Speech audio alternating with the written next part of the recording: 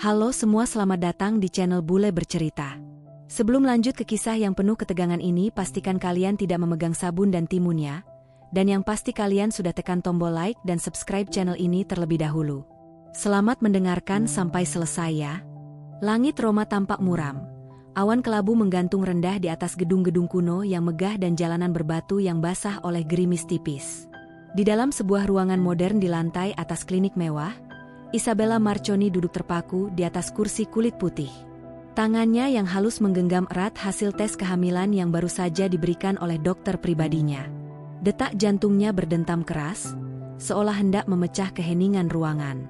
2 bulan, kata sang dokter dengan nada tenang, namun kata itu menggema seperti dentuman bom dalam kepala Isabella.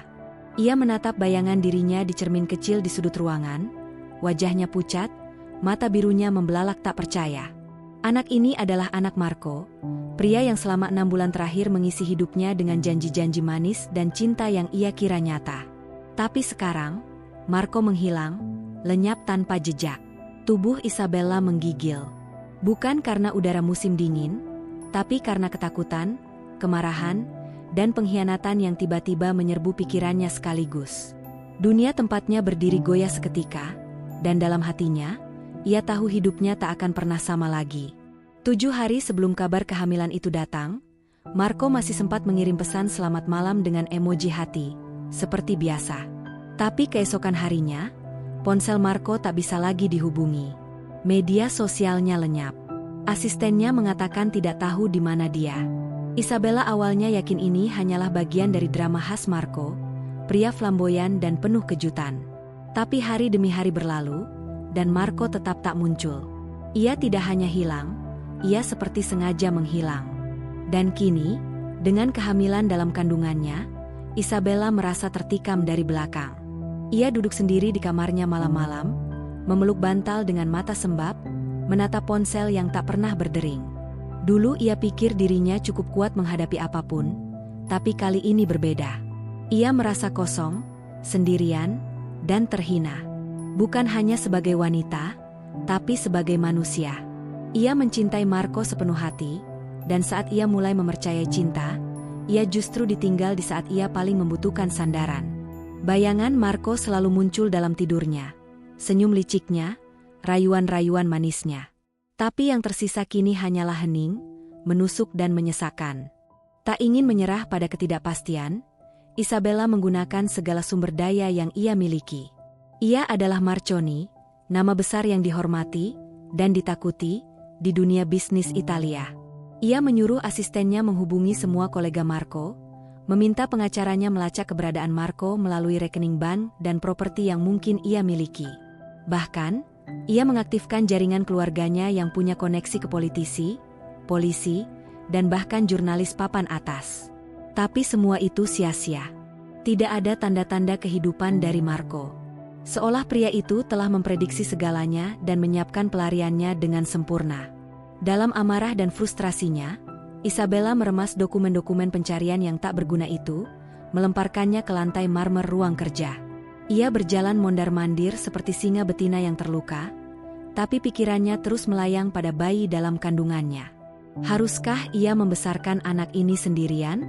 Haruskah ia gugurkan dan mengakhiri semuanya? Tapi suara kecil dalam hatinya menolak. Ini darah dagingnya, hidup yang tumbuh dalam dirinya. Dan meskipun dunia seakan menolaknya, Isabella memutuskan ia akan melindungi bayi ini dengan seluruh kekuatan yang ia miliki. Pada malam yang sepi dan dingin, Isabella tak tahan lagi tinggal di kota penuh kenangan buruk itu. Ia memutuskan pergi ke villa keluarga di tepi Danau Como, tempat yang biasanya jadi pelariannya saat tekanan hidup terlalu berat. Ia tidak membawa asisten atau pengawal, hanya meminta Rama, supir pribadinya yang setia, untuk mengantar.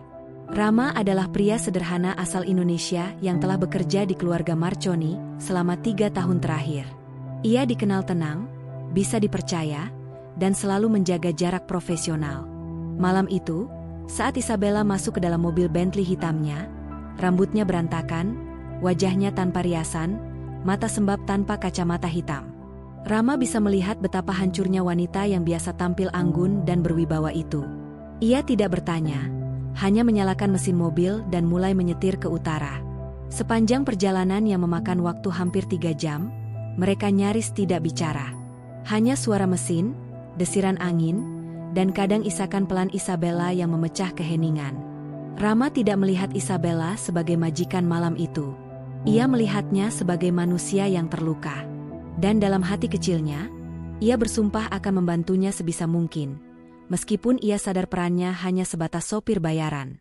Setengah perjalanan menuju villa, di tengah jalanan berliku yang dihiasi pepohonan cemara, suara pelan Isabella memecah keheningan. "Aku hamil, Rama," suaranya parau, nyaris seperti bisikan. Rama melirik melalui kaca spion, ragu apakah ia mendengar dengan benar. Tapi Isabella melanjutkan, kalimat demi kalimat mengalir deras. Ia bercerita tentang Marco, tentang kehilangannya, tentang rasa malu dan sakit hati yang tak bisa ia bagi pada siapapun.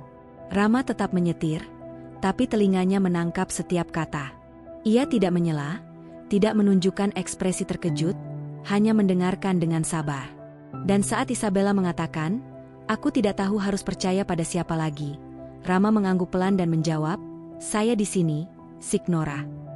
Kalimat sederhana itu membuat dada Isabella sesak, tapi bukan karena kesedihan. Karena untuk pertama kalinya dalam beberapa minggu terakhir, ia merasa tidak sendirian. Ada seseorang yang mendengar, benar-benar mendengar, tanpa pamrih, tanpa menilai. Perjalanan itu menjadi awal dari sesuatu yang tak pernah mereka duga akan tumbuh di antara mereka. Sebuah benih kepercayaan, kecil tapi kuat, mulai tertanam dalam keheningan dan luka yang mereka bagi. Hari-hari berlalu di villa tepi Danau Como dengan keheningan yang mencekam. Isabella mengurung diri di kamar utamanya, tirai tertutup rapat, cahaya matahari pun enggan masuk. Ia tak menyentuh makanan, tak menjawab ketukan pintu, bahkan tak mau melihat wajah siapapun. Rama, yang biasanya hanya bertugas menyetir dan menunggu di luar rumah, kini mengambil peran lebih dari sekadar sopir. Ia memasak makanan sederhana, sup ayam hangat, bubur nasi, teh herbal, dan meletakkannya di depan pintu kamar Isabella. Kadang ia mengetuk pelan dan berkata, "Saya titip makanannya di sini, Signora." Namun tak pernah ada balasan. Rama tetap sabar, menyapu halaman, merapikan dapur, dan setiap malam memastikan bahwa lampu luar tetap menyala jika Isabella membutuhkan sesuatu. Hatinya menolak untuk meninggalkan wanita itu sendirian dalam penderitaannya. Ia tahu rasa sakit yang tak terlihat lebih membunuh daripada luka yang berdarah. Ia tahu majikannya sedang hancur, dan sebagai sesama manusia, ia tak sanggup hanya duduk diam menonton. Suatu pagi yang dingin, gema suara muntah dari dalam kamar mandi membuat Rama tersentak. Ia tak bisa lagi hanya diam. Dengan langkah hati-hati namun tegas, ia mendekati kamar utama dan mengetuk pintu. "Signora, Anda baik-baik saja?" Tidak ada jawaban. Hanya suara air keran dan sesekali isakan. Rama ragu sejenak, lalu dengan penuh keberanian, ia membuka pintu yang ternyata tidak dikunci. Di dalam, Isabella terduduk lemah di lantai kamar mandi, rambut acak-acakan, wajah pucat, tubuhnya gemetar. Tanpa banyak kata, Rama segera mengambil handuk bersih, membawakan segelas air hangat, dan mendekatinya perlahan. Isabella menatap Rama dengan mata sembab, lalu tiba-tiba tubuhnya jatuh ke dalam pelukannya.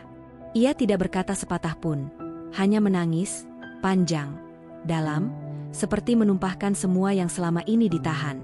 Rama tidak bertanya, tidak menasihati. Ia hanya membiarkan wanita itu menangis di dadanya, sementara tangannya menepuk pelan punggungnya, seolah berkata, "Aku di sini, dan kau tidak sendiri lagi." Setelah kejadian pagi itu, dinding antara mereka mulai runtuh sedikit demi sedikit. Isabella mulai keluar dari kamar, meski hanya untuk duduk di balkon dan menatap danau. Kadang ia mengajak Rama duduk bersamanya, dan di bawah langit kelabu atau cahaya senja yang redup, ia mulai bercerita tentang masa kecilnya di rumah megah yang dingin, tentang ibunya yang lebih sering rapat di Paris daripada memeluk anaknya, dan ayahnya yang menganggap air mata adalah kelemahan. Ia mengaku, dirinya tidak pernah benar-benar merasa dicintai sebagai Isabella, hanya sebagai anak Marconi. Cinta, katanya, adalah konsep yang rumit dalam hidupnya. Ia selalu jatuh pada pria-pria tampan, pintar berkata manis, tapi kosong di dalam. Dan Marco, sayangnya, bukan pengecualian. Rama mendengarkan dengan tenang, seperti biasa. Namun kali ini, ia merasakan kedekatan yang tak pernah ia bayangkan akan terjadi antara mereka. Setiap kata Isabella mengupas luka lama yang belum sembuh, dan Rama menjadi saksi diam dari semua itu. Mereka bukan lagi majikan dan sopir. Mereka adalah dua jiwa yang saling terluka, duduk berdampingan dalam kesunyian yang mengikat. Rama tahu batas dirinya. Ia tidak berasal dari dunia Isabella. Ia lahir di desa kecil di Jawa Timur, dibesarkan dalam keluarga sederhana, lalu merantau ke Eropa untuk mencari hidup yang lebih baik. Ia bekerja keras, jujur, dan selalu tahu tempatnya. Tapi sejak malam ketika Isabella menangis dalam pelukannya, hatinya tak lagi bisa membohongi dirinya sendiri. Ia mulai merasakan sesuatu yang lebih dari sekadar empati. Ia mulai memperhatikan cara Isabella tertawa pelan saat mendengar leluconnya, atau cara ia duduk lebih dekat tanpa sadar. Namun setiap kali perasaan itu tumbuh, Rama segera menekannya. Ia sadar, Isabella adalah wanita dari dunia lain, pewaris miliaran euro, dikelilingi media, politik, dan tekanan keluarga besar. Sementara dirinya hanyalah pria biasa yang bahkan tak tamat kuliah. Dan di atas semua itu, Isabella sedang hamil dari pria lain. Rama tahu, jika ia membiarkan dirinya berharap terlalu jauh, yang menanti hanya luka. Tapi menghindari perasaan itu, mustahil. Karena setiap tatapan mata Isabella mulai terasa seperti sesuatu yang jauh lebih dalam dari rasa percaya. Malam itu hujan turun deras. Petir menyambar sesekali di kejauhan, dan seluruh villa mendadak gelap karena sambaran listrik. Rama segera menyalakan lilin dan menyalakan perapian agar rumah tetap hangat. Isabella muncul dari kamarnya, mengenakan sweater tebal dan selimut disampirkan di bahu. Mereka duduk berdua di depan api, kehangatan api mengusir dingin dari tubuh, tapi bukan dari hati. Hening menguasai ruangan, hanya suara kayu terbakar yang terdengar. Tiba-tiba, Isabella menoleh dan berkata dengan suara pelan, namun tajam menusuk, "Kalau aku mati saat melahirkan nanti, aku ingin kamu yang urus anakku." Rama terdiam. Matanya membelalak, seperti tidak percaya apa yang baru ia dengar. Tapi di wajah Isabella tidak ada gurauan. Hanya ketakutan yang selama ini tersembunyi di balik sikap tegasnya. "Jangan bicara seperti itu," kata Rama pelan, tapi Isabella menatapnya dengan mata berkaca. "Aku serius." Hening kembali mengisi ruangan. Rama menelan ludah, lalu menjawab dengan suara yang bergetar, "Kamu gak akan mati. Saya pastikan itu. Saya akan jaga kamu dan anakmu." Untuk pertama kalinya, kata "kamu" meluncur dari mulut Rama, menggantikan Signora. Dan malam itu, di tengah badai, ada janji tak terucap yang mulai tumbuh di antara mereka. Langit masih kelabu ketika suara mobil asing terdengar di halaman villa. Isabella sedang duduk di ruang tamu, mencoba menenangkan diri dengan teh herbal yang dibuat Rama, ketika pintu depan tiba-tiba terbuka dengan kasar. Marco masuk tanpa permisi, wajahnya tenang tapi tajam, seperti seseorang yang merasa dirinya tetap punya kuasa. "Aku datang bukan untuk anak itu," katanya datar, melemparkan pandangan sinis ke arah perut Isabella. "Aku cuma ingin menyelesaikan urusan hukum warisan antara kita." Seketika itu juga, darah Isabella terasa berhenti mengalir. Ia membeku, menatap pria yang dulu ia cintai tapi kini hadir kembali hanya untuk urusan harta. Bukan permintaan maaf, bukan kepedulian, hanya keserakahan. Suasana di ruangan seketika menegang. Cangkir teh di tangan Isabella bergetar, dan untuk pertama kalinya sejak kehamilannya, ia merasa ingin melemparkannya ke seseorang. Rama, yang berdiri beberapa meter di belakang, menyaksikan semuanya dengan rahang mengeras.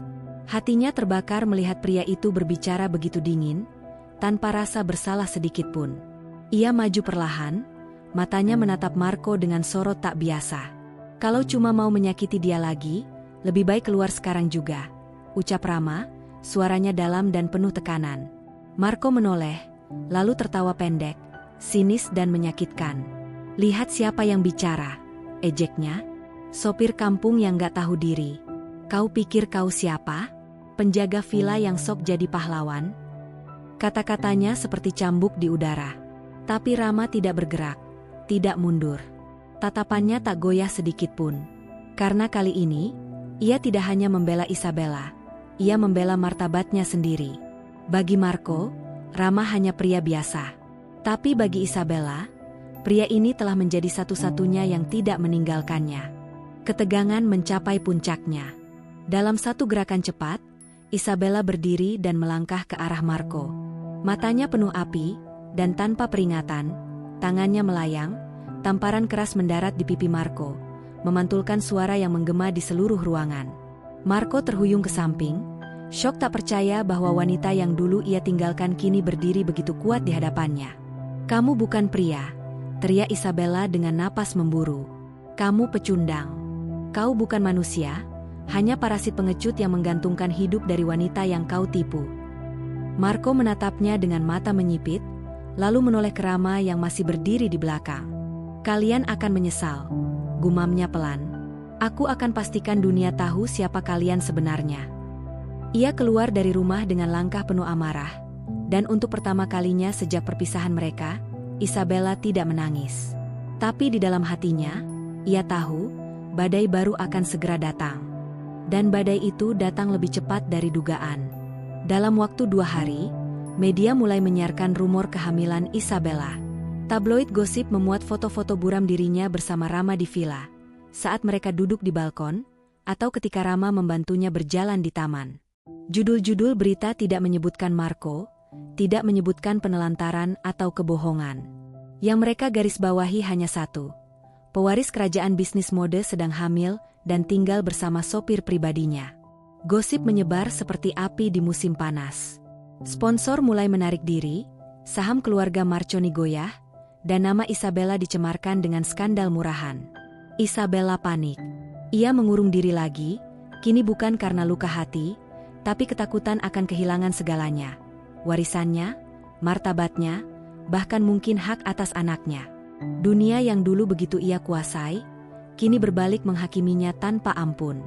Namun di tengah semua kekacauan itu, Rama tidak pergi. Ia tetap di villa, tetap berada di sisi Isabella. Ia menyiapkan makanan seperti biasa, memastikan keamanan villa, dan bahkan memasang pagar tambahan setelah ada wartawan yang mencoba masuk pekarangan. Tapi yang paling mengejutkan Isabella adalah saat Rama meminta bicara dengan pengacara keluarga. "Saya ingin bersaksi," katanya tegas. "Saya tahu apa yang terjadi. Saya lihat sendiri bagaimana Marco mempermainkan dan meninggalkan Signora Isabella. Dia yang memulai semua ini. Saya akan bicara di pengadilan, di depan media, siapa saja yang perlu tahu." Isabella hanya bisa menatapnya dengan mata berkaca. Dunia mungkin telah berubah jadi medan pertempuran. Tapi Rama, pria yang dulu hanya diam di balik kemudi, telah berdiri sebagai benteng pertahanan yang tak pernah ia bayangkan. Bukan sebagai sopir, tapi sebagai seseorang yang benar-benar peduli, bahkan mungkin lebih dari itu. Hari yang dinantikan publik akhirnya tiba. Persidangan pertama antara Isabella Marconi dan Marco menjadi tontonan nasional, bahkan internasional. Jurnalis berjejal di depan gedung pengadilan, kamera berlomba-lomba menangkap setiap detik kedatangan tokoh-tokoh utama dalam drama ini. Tapi saat Isabella turun dari mobil, semua menjadi hening sejenak. Ia berjalan anggun, mengenakan gaun krem sederhana namun elegan, tanpa perhiasan mencolok, hanya riasan tipis yang menonjolkan ketegaran wajahnya. Rambutnya diikat rapi ke belakang, memperlihatkan mata yang tak lagi rapuh. Ia berdiri di hadapan mikrofon pers dan dengan suara tenang berkata, "Saya datang ke sini bukan untuk bertarung demi warisan, tapi untuk memperjuangkan martabat saya sebagai ibu dan sebagai manusia. Saya akan membesarkan anak ini sendiri, dengan atau tanpa pengakuan siapapun. Dan satu hal lagi, saya sudah menikah dengan pria yang mencintai saya tanpa syarat." Seketika, kilatan kamera seperti badai. Semua terdiam, lalu ricuh. Marco, yang baru saja keluar dari mobilnya, terpaku di tempat. Dunia berputar arah. Di sisi Isabella, berdiri seorang pria dengan jas hitam sederhana dan sepatu bersih tapi tak mahal, Rama. Tangannya tergenggam erat dengan Isabella, dan walau kilatan kamera menyilaukan, ia tak menunduk atau mundur. Bisikan dan gumaman mulai terdengar di antara kerumunan wartawan, sebagian mengenali wajahnya dari foto-foto di villa. "Itu supirnya," ujar beberapa suara. Tapi Isabella mendongak. Matanya menatap tajam ke arah media, lalu berkata lantang, "Namanya Rama. Dia suami saya, dan ayah dari anak saya. Bukan sopir, bukan pelarian, bukan pelengkap skandal, melainkan seseorang yang berdiri sejajar dengannya. Tangisan dan bisikan mulai berganti dengan tepuk tangan kecil dari sebagian orang. Para pengacara Marco terlihat panik, dan Marco sendiri kini hanya bisa mengepalkan tangan. Tak percaya bahwa perempuan yang ia anggap lemah kini berdiri lebih kuat dari siapapun. Berita itu menyebar secepat kilat, tak hanya di Italia, tapi ke seluruh dunia. Media sosial meledak dengan reaksi publik. Sebagian menganggapnya gila, sebuah penghinaan terhadap status bangsawan dan tradisi keluarga elit. Tapi jauh lebih banyak yang justru menyebut ini kisah cinta sejati. Seorang wanita terpandang yang memilih cinta dibanding citra. Tagar Isabella Rama Love Story mendominasi trending topik, dan para influencer mulai membicarakan keberanian Isabella melawan stigma sosial. Jurnalis independen menulis opini bahwa ini adalah bentuk pembebasan perempuan dari sistem patriarki. Bahkan beberapa majalah mode ternama menjadikan Isabella sebagai ikon kekuatan perempuan modern. Dunia mungkin terbagi pendapat, tapi satu hal tak terbantahkan, cerita mereka menyentuh hati banyak orang. Rama, pria sederhana dari Indonesia, kini menjadi simbol harapan baru bahwa cinta tak mengenal kasta atau negara. Beberapa bulan kemudian, di sebuah rumah sakit swasta yang dijaga ketat oleh tim keamanan, Isabella melahirkan seorang bayi laki-laki sehat. Prosesnya tak mudah, tapi Rama ada di sana sepanjang waktu. Memegang tangan Isabella, berbisik pelan menyemangatinya saat kontraksi datang silih berganti. Dan saat tangisan pertama bayi mereka terdengar, dokter mempersilakan Rama memotong tali pusar. Tangan Rama gemetar, tapi senyum tak pernah hilang dari wajahnya. Air mata menetes saat ia mengucapkan kalimat sederhana yang menyesakkan dada. Terima kasih sudah menerima saya sebagai ayahnya. Isabella yang masih terbaring, lelah dan berkeringat, mengusap wajah Rama dengan lembut. Kamu bukan pengganti siapapun, bisiknya. Kamu adalah pilihan hatiku, dan ayah dari anakku. Sejak hari itu, dunia mereka berubah. Bukan lagi tentang status atau skandal, tapi tentang keluarga kecil yang penuh cinta dan ketulusan.